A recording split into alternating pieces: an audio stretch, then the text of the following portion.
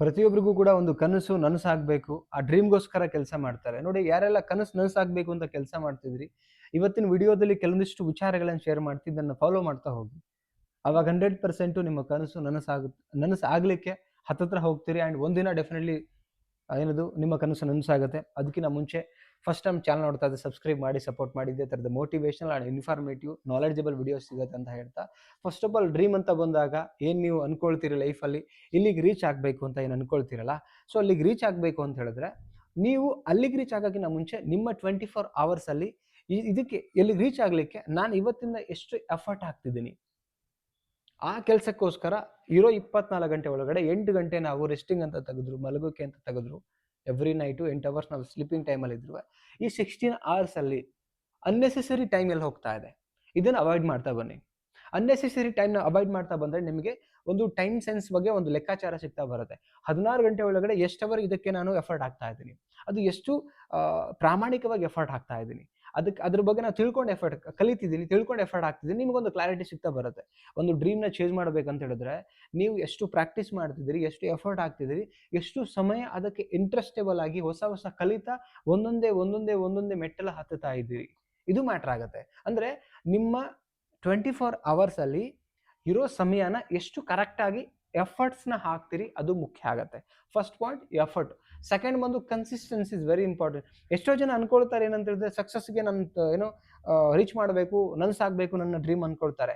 S, dream ನನಸಾಗಬೇಕು ಅಂತ ಹೇಳಿದ್ರೆ ನೀವು ಎಷ್ಟು ಕನ್ಸಿಸ್ಟೆನ್ಸಿಯಾಗಿ ನೀವು ಏನಂತ ಹೇಳಿದ್ರೆ ಅದಕ್ಕೆ ಎಫರ್ಟ್ ಹಾಕ್ತಿದ್ದೀರಿ. ಅಂದರೆ ನೀವು ಕನಸನ್ನು ರೀಚ್ ಮಾಡಬೇಕು ಅಂತ ಹೇಳಿದ್ರೆ ನಿರಂತರವಾಗಿ ಪ್ರಯತ್ನ ತುಂಬ ಮುಖ್ಯ ಆಗುತ್ತೆ. ನೋಡಿ, ಒಂದು ತುಂಬ ದೊಡ್ಡ ಬಂಡೆಕಲ್ಲು ಅದು ಸಣ್ಣ ಸಣ್ಣ ಹನಿಗಳಿಂದ ಅದು ಒಡೆದು 2 ಭಾಗ ಆಗತ್ತೆ. ಅಂದ್ರೆ ದೊಡ್ಡ ಒಂದು ಏನಂತ ಹೇಳಿದ್ರೆ ಪ್ರವಾಹ ಬಂದ್ರೂ ಕೂಡ ಒಡೆದೇ ಇರೋ ಕಲ್ಲು ಸಣ್ಣ ಹನಿಯಿಂದ ಆಗತ್ತೆ ಅಂತ ಹೇಳಿದ್ರೆ ಅದು ಹನಿ ಬೀಳೋದು ಕನ್ಸಿಸ್ಟೆನ್ಸಿ ಅಂತ ಹೇಳ್ತೀವಿ. ಅಂದ್ರೆ ನೀವು ದಿನ ಎಷ್ಟು ಸಣ್ಣ ಸಣ್ಣ ಪ್ರಯತ್ನಗಳು ಮಾಡ್ತೀರಿ ಅದು ಅಲ್ಲಿ ಕರ್ಕೊಂಡು ಹೋಗುತ್ತೆ ನಿಮ್ಗೆ. ಸೊ ಅದಕ್ಕೆ ಹೇಳ್ತಿರೋದು ಕನ್ಸಿಸ್ಟೆನ್ಸಿ ತುಂಬಾ ಮುಖ್ಯ ಇರುತ್ತೆ. ಎಕ್ಸಾಂಪಲ್ ಕೊಟ್ಬಿಡ್ತೀನಿ ನಿಮ್ಗೆ.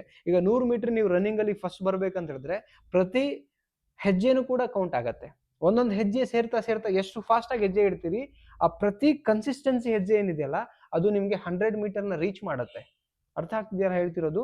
ನೀವು ಓಡೇ ಇಲ್ಲ, ಹೆಜ್ಜೆನೇ ಹಾಕಿಲ್ಲ ಅಂತ ಹೇಳಿದ್ರೆ 100 ಮೀಟರ್ ಅಲ್ಲ, ಒಂದು ಹೆಜ್ಜೆನೂ ಕೂಡ ಕಂಪ್ಲೀಟ್ ಮಾಡೋಕ್ಕಾಗಲ್ಲ. ಸೊ ಹಾಗಾಗಿ ನಿಮಗೆ ಕನ್ಸಿಸ್ಟೆನ್ಸಿ ಇಸ್ ವೆರಿ ಇಂಪಾರ್ಟೆಂಟ್. ಆ ಕನ್ಸಿಸ್ಟೆನ್ಸಿಯನ್ನು ನೀವು ಪ್ಲಾನ್ ಮಾಡ್ಲೇಬೇಕಾಗುತ್ತೆ. ಅಂಡ್ ನೆಕ್ಸ್ಟ್ ಬಂದು ಏನಂತ ಹೇಳಿದ್ರೆ, ಫಸ್ಟ್ ಬಂದು ಎಫರ್ಟ್ ಆಯಿತು, ಸೆಕೆಂಡ್ ಬಂದು ಕನ್ಸಿಸ್ಟೆನ್ಸಿ ಆಯಿತು, ಥರ್ಡ್ ಬಂದು ಏನಂತ ಹೇಳಿದ್ರೆ ವೆರಿ ಇಂಪಾರ್ಟೆಂಟ್, ನಿಮ್ಮ ಡ್ರೀಮ್ ಫುಲ್ಫಿಲ್ ಆಗಬೇಕಂದ್ರೆ ಬಿಲೀವ್ನೆಸ್ ಇಸ್ ಮೋರ್ ಇಂಪಾರ್ಟೆಂಟ್. ನಿಮಗೆ ಎಲ್ಲರೂ ನಿಮ್ಮ ಫ್ರೆಂಡ್ ಸರ್ಕಲ್ ಅಲ್ಲಿ, ನಿಮ್ಮ ಕಲೀಗ್ಸ್ ಅಲ್ಲಿ, ನಿಮ್ಮ ಜಗತ್ ಹೊರಗಡೆ ಏನಂತಾರೆ, ನಿಮ್ಮ ಕೈಲಿ ಇದು ಆಗಲ್ಲ ಅಂತ ಹೇಳ್ತಾರೆ.